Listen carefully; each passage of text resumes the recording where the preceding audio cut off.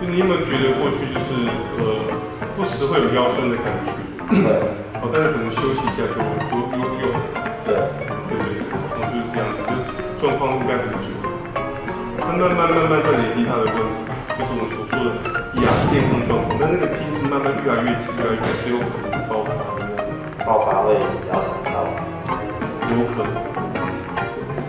我曾经就是打了喷嚏，腰就伤到。对呀。